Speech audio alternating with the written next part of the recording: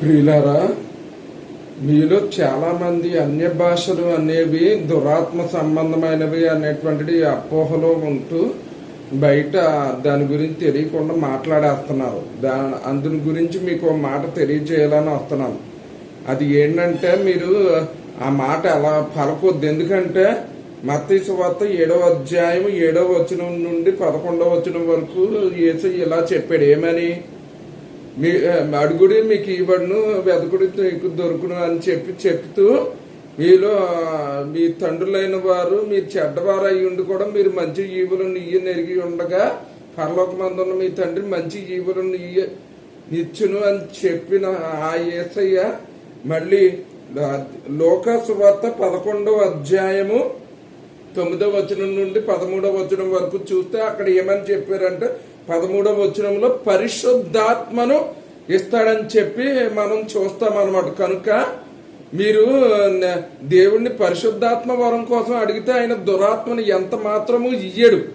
ఎందుకంటే ఈ లోకమందున్న తండ్రులే మనకి మంచి ఈవుల్ని ఎరిగి ఉండగా అంత గొప్ప తండ్రి అయిన దేవుడు తన్ను పరిశుద్ధాత్మను అడిగితే ఆయన దురాత్మను ఎందుకు ఇస్తాడు? ఎవ్వడు. అంతేకాకుండా మీరు కొరింథీ మొదటి పత్రిక 12వ అధ్యాయంలో ఆ వరాల్లో ఉంటది. ఆత్మ వరాల్లో ఈ వరం అనేది ఒకటని, అలాగే అపోస్తుల కార్యం 2వ అధ్యాయము 10వ అధ్యాయము 19వ అధ్యాయంలో చూస్తే పరిశుద్ధాత్మ మూలంగానే అన్య భాషలు మాట్లాడతారని తప్ప ఆ రాసి ఉండగా మీరు ఎందుకు అలాగ అడుగుతున్నారు? మీరు ఎక్కడ ఒకటి జ్ఞాపకం ఉంచుకోండి. అది అలా చేస్తే మీరు ఒక భయంకరమైన పాపం చేస్తున్నారు. అదేంటో కాదు, పరిశుద్ధాత్మను దూషిస్తున్నారు.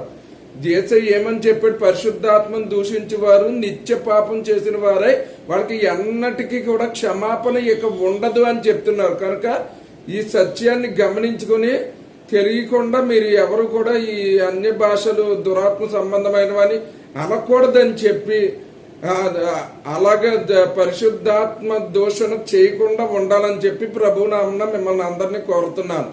దేవుడు తన పరిశుద్ధ వాక్యమును దీవించును గాక. ఆమేన్.